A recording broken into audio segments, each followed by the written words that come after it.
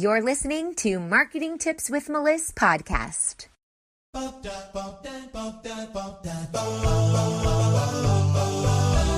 Welcome to Marketing Tips with Meliss podcast. And now your host, Meliss Jakubovic. Hey, everybody, and welcome back. Today we are talking about real reviews. Now, we all know that reviews can make or break a business, right?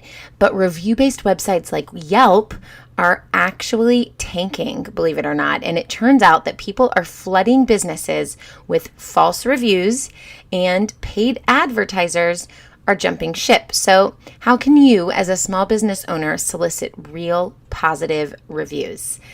Let me just get into it.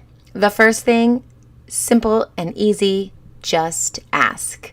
Make a social media post, send it in an email, or just ask them at checkout. Say, hey, if you like my business, please leave us a review.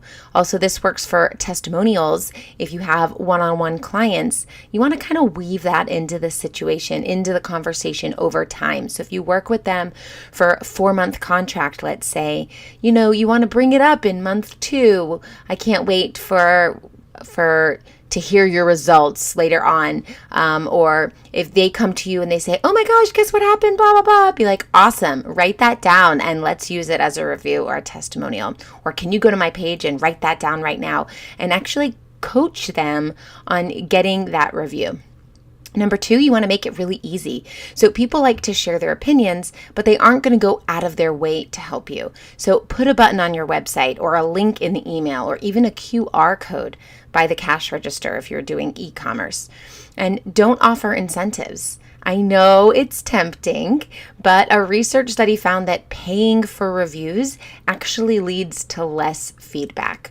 So you don't want to say, hey, here's a review, give me a review, and I'm going to give you 20% off your next order. You want them to actually be natural. Also, you want to listen to your customers. So if you receive consistent feedback about a particular concern, then make a change and reach back out to those customers. Invite them to come back and see those changes for themselves. That's going to do you so well in your business. They're going to feel heard and validated, and they probably will come back and even give you another more positive review than the first one. And the last thing is you need to respond to your reviews. Tell them thank you for the review, ask questions, engage with their comments, but don't get combative. And that is the trick here. So if there is a bad review that you feel is untrue, address it in a neutral tone and then invite them to re-review. Customers are more likely to read negative reviews than the positive reviews. So how you respond to this negative review really says a lot more about your business than the review itself. Don't leave those bad reviews hanging, because the worst thing is when you come to a business, you look for the reviews and there's pages and pages of negative unanswered reviews. It shows that you're unresponsive. It shows that you don't care about your customer service and you have a ton of bad reviews. And I've had a few clients that I've worked with who've come to me with a ton of bad reviews, and it really does hurt their business. So when you get a bad review, go back on there, be very apologetic, or explain the situation if it was out of line.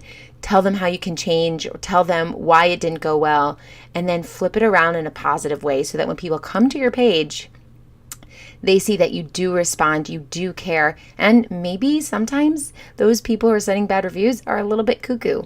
So it's also a good way to save yourself. All right, I hope this helps, and I'll see you next time. If you loved this episode, head over to iTunes to subscribe and leave us a review so we can reach more people and share our content with those that can benefit most. And before you go, I want to invite you to join my Social Marketing Academy, where you can master the skills you need to manage and scale your own business or your clients' businesses. This membership will give you all the tools you need to be successful online and teach you how to engage properly with your ideal audience. New courses are constantly being added to the Academy, and you can work through them at your own pace. Check it out now at socialmarketingacademy.org. Thanks for listening to the Marketing Tips with Meliss podcast at www.marketingtipswithmeliss.com.